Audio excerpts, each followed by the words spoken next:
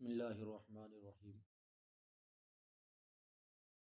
عرصہ دراز سے بہت سارے لوگوں کی یہ ہمیں ایک اعتراض موصول ہو رہا ہے۔ لوگ بار بار ہمیں یہ کہہ رہے ہیں کہ حضرت آپ نے یہ وظیفہ بتایا، فلاں مولانا صاحب سے پوچھا، فلاں مفتی صاحب سے پوچھا، فلاں کتاب میں پڑھا، لیکن ہم نے وہ وظیفہ جو جو تعداد تھی، جو مقدار تھی، جتنے ایام کے لیے بتایا گیا تھا، وہ سارے ہم نے پورے کیے، لیکن پھر بھی ہمارے وظیفہ کوئی اثر نہیں دکھایا۔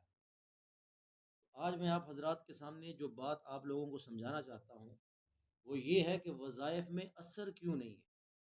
ہم وظیفہ بھی کرتے ہیں، ان کی تعداد بھی پوری کرتے ہیں، ان کے ایام بھی پورے کرتے ہیں، بلکہ ایک وظیفے کو ہم بارہا بہت سارے لوگوں سے بھی سن چکے ہوتے ہیں کہ یہ وظیفہ اس کام کے لیے ہے، یہ وظیفہ اس کام کے لیے ہے۔ وہی ایک وظیفہ ہم نے ایک آدمی سے سنا، دوسرے آدمی سے سنا، تیسرے آدمی سے سنا، پھر ہم نے حتیٰ کہ خود کسی کتاب میں بھی پڑھ لیا، یہاں تک کہ سوشل میڈیا کا زمانہ ہے، وہاں پہ بھی ہم نے وہ وظیفہ دیکھ لیا۔ تو سارا کچھ ہونے کے باوجود اتنا یقین ہو گیا کہ یہ وظیفہ تو ضرور کارآمد ہوگا، لیکن پھر بھی کارآمد نہیں ہے۔ اس کی وجہ کیا ہے؟ بنیادی باتیں میں آپ سے عرض کر دوں۔ بنیادی دو باتیں ہیں، وظائف کے اثر نہ کرنے کی بنیادی دو باتیں ہیں، اور دو ہی احتیاطی باتیں ہیں۔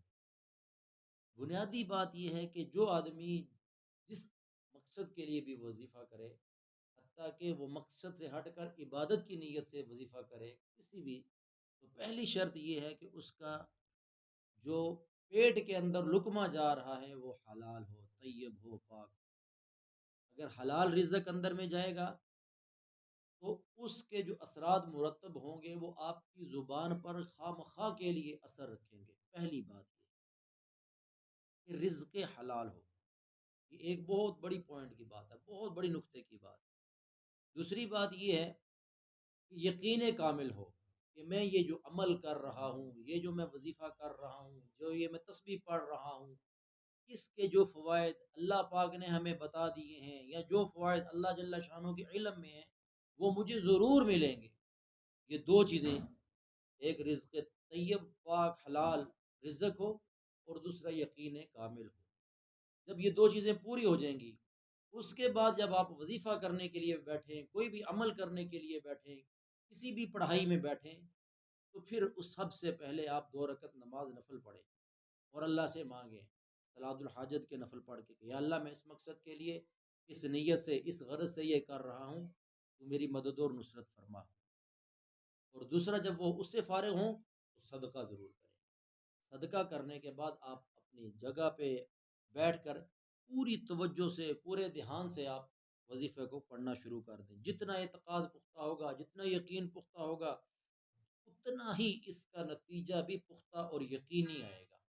اگر یہ یقین ہوگا کہ میں اس یقین کے لیے پڑھ رہا ہوں، تو اس کی وجہ سے جتنا یقین پختہ کر کے ہم، جتنی امید اللہ سے رکھ کے ہم پڑھیں گے، اتنا ہی اللہ جل شانہ ہمیں اس پر ہمیں نوازیں گے، کیونکہ ہر آیت، ہر دولت، ہر جو چیز بھی ہے، اس کا جو نیت ہے اس کے اوپر انحصار ہے۔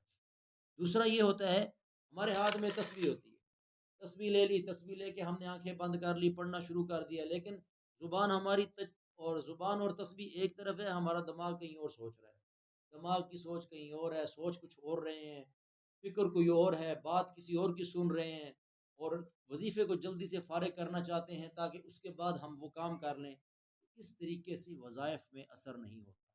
کامل یکسوئی کے ساتھ، توجہ دھیان کے ساتھ بیٹھ کر اللہ سے، اللہ کے حضور بیٹھ کر کوئی بھی آپ عمل کریں گے، اللہ جل شانہ اس میں آپ کی مدد اور نصرت فرمائے گا۔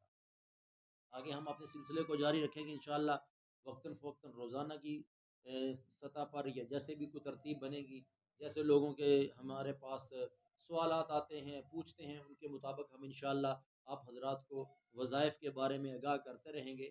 تو یہ ہے ہمارا بنیادی مسئلہ، بنیادی ٹاپک۔ ہم نے جو بھی وظیفہ آگے ہمارے چینل سے، ہمارے پیج سے، ہمارے یوٹیوب چینل سے آپ جو بھی وظیفہ سنیں گے، اس میں سب سے پہلے یہ بنیادی 4 اصول یاد رکھنے۔ اللہ جل شانہ مجھے اور آپ کو اس پر قائم اور دائم رکھے۔ واخر دعوانا